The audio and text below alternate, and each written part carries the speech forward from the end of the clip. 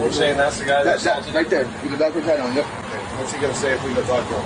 He was, you can watch the video. He was standing right outside of the door. He pushed me inside the store, and then he's telling me, get out, get out. You know, I'm saying, I'm not going out there. There's other people trying to... Alleging he assaulted you, you want him to go to jail? Yes. He said, put his hands on me. I felt violent, and he was pushing me outside the door, and he was standing outside the door opening it. That dude. Why didn't you wait here first? The black guy? Yeah. Just months ago, Phoenix PD officers Benjamin Harris and Kyle Sue responded to a call from a convenience store about an alleged fight. The caller claimed that the man seen here was the aggressor and refused to leave the store, eventually exiting to speak with the officers when he pointed out his alleged assaulter walking nearby. Keep all this in mind as we see officers Harris and Sue confront the man, Tyron McAlpin. Hey, buddy, stop where you're at. Have a seat. A mere 4 seconds passed between Officer Harris telling McAlpin to stop and grabbing his arm, giving McAlpin virtually no time to react to the demand under typical circumstances. But McAlpin is deaf and suffers from cerebral palsy. While the officers couldn't have known that before pulling up on McAlpin, handling things the way they did is just an even stronger indictment of their lack of professionalism, empathy, humanity, and adherence to the law.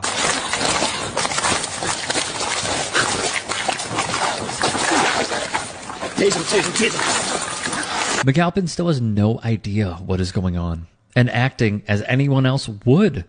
He tries to defend himself from the blindsided attack as the officers punch and wrestle him to the ground, shouting for him to put his hands behind his back while driving his face into the pavement, all while Officer Sue puts his body weight on McAlpin's back, and both officers throw even more punches directly to his head, connecting multiple times while McAlpin desperately tries to protect himself. Move!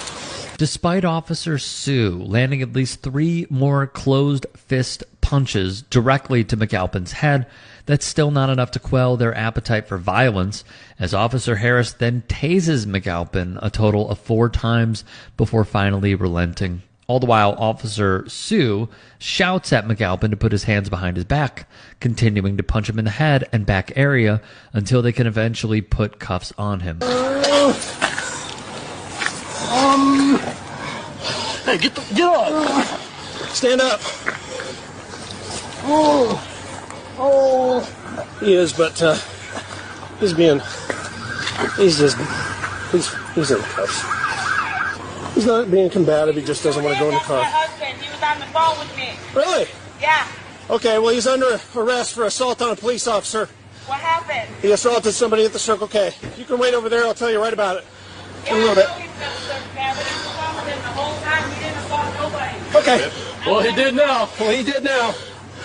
Yep, you heard that right. McAlpin is now being charged with assaulting a police officer, as Officer Harris claims he was bitten during the arrest and for throwing punches at both of the officers. What kind of disabilities do you have? Have someone get a rip out here. Okay. Are you on television? How is he deaf if you've been on the phone? Because I no sign language, that's why. I signed to him. Disability. What kind of medical conditions you got, man? You got been messing with him for no reason. You got a bag? I've been on the phone with him from Circle K. Okay. You guys went in there because some guy was in that Circle K. And you guys arrested him? I've been on the phone with him the whole time. You broke your hand? I don't know.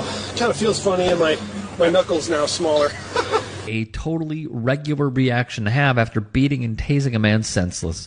Now, to all of the bootlickers who say that the officers were justified because McAlpin swung his arms around, this all could have been avoided if the officers did not immediately take the accuser's claim at face value and instead interview the store employees who made the call and reviewed security footage of the initial complaint, which, as you may have guessed by now, was completely fabricated. Staff even told ABC News that McAlpin is a regular at the store, and even tried to help the employee remove his accuser from the store before 911 was called. The reason for the contact with Tyron McAlpin is supposed to be just to investigate what happened at the Circle K. What Officer Harris does instead is he doesn't activate his lights. He leaps out of the car, and when you watch his body camera, you see his hands going forward, outstretched, grabbing Tyrone. All he had to do was step out of the vehicle and give Tyrone a chance to respond to him. McAlpin's attorney, Jesse Showalter, spoke with NBC News about the arrest. Merits additional scrutiny. Tyrone spent 24 days in jail as a result of these charges before he could make bail. And he and his wife have a 6-month-old son. He's afraid to go outside. He's afraid to walk the streets in his neighborhood. And no American citizen should ever have to feel that way because of the actions of police. Now, months after he was brutalized and humiliated by the people who are paid to protect and serve the community, and his multiple felony charges for assaulting the officers getting dropped, McAlpin is suing the 2 officers involved, as well as the city of Phoenix, for $3.5 million, citing claims of wrongful arrest, malicious prosecution, excessive force, negligence, assault, defamation, and internal emotional distress. Both officers have been on a paid vacation from the department since mid-October, and unfortunately, civil rights violations are par for the course for the Phoenix Police Department. This involved years worth of allegations against the police department involving all manner of alleged misconduct. Now, what the DOJ found is that the Phoenix Police Department engaged in discriminatory policing against Black, Hispanic, and Native American residents, that they unfairly targeted homeless residents of the city of Phoenix, that they used excessive force, unnecessarily escalated incidents. One thing that stands out to me about this set of findings, guys, that's very interesting and historic, is that this is the first time the DOJ has found a police department to have systematically and unlawfully targeted the city's homeless population.